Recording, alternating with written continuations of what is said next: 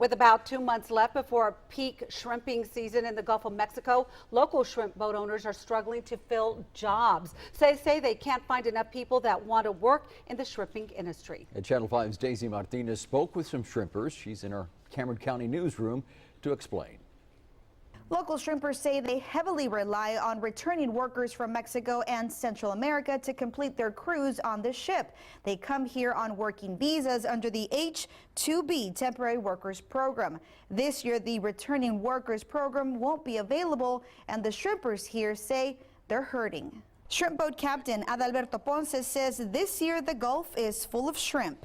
The problem right now is there's not enough people to fill these boats to get the catch. No sé, no sabemos qué vamos a hacer porque se nos va a poner difícil más para poder juntar el camarón ahorita si no tenemos gente. Captain Ponce says it takes 5 to 6 men to form a crew. Right now, he's only been able to hire one person. Pues vamos a salir a pescar, vamos a salir, pero no vamos a producir lo mismo que los años pasados. Texas Shrimp Association Executive Director Andrea Hans says this year the government isn't allowing what's classified as returning workers to come back for temporary work under the H-2B visa program. That slashed about 40% of their hiring pool. These are workers that, again, have come across the border legally.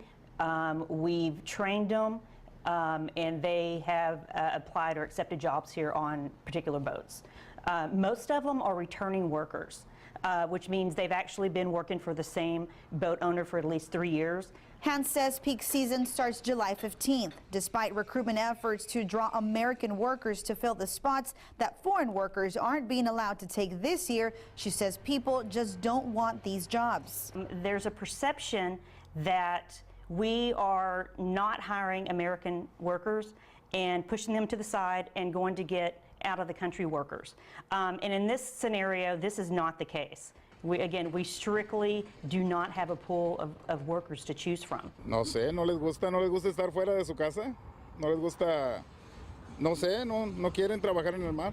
Hans says shrimpers in the Brownsville Port Isabel area are the biggest contributors to the harvesting of shrimp in the state. If they don't catch what they are used to catching, the consumer could be paying the price. It would probably force most of the boat owners to come in and just simply tie the boats up. So that would limit the amount of shrimp that we harvest. Therefore, it could increase the shrimp, the cost of the shrimp that you buy in the restaurant or at the seafood store. These shrimpers are already pushing for legislation for 2018 that would allow them to hire foreigners who qualify under the Returning Workers Program. Hans says only 1% of American hires come back to work a second season. In Brownsville, Daisy Martinez, Channel 5 News at 6. Well, the Returning Worker Program expired on September 30th of 2016. It has not been renewed, according to the Department of Homeland Security's website. This is a Channel 5 News Extra. Shrimping experts tell us if they were to renew it now, it would still be too late for the shrimping industry. The government caps the amount of H-2B visas approved for each fiscal year at 66,000. That number has already been met.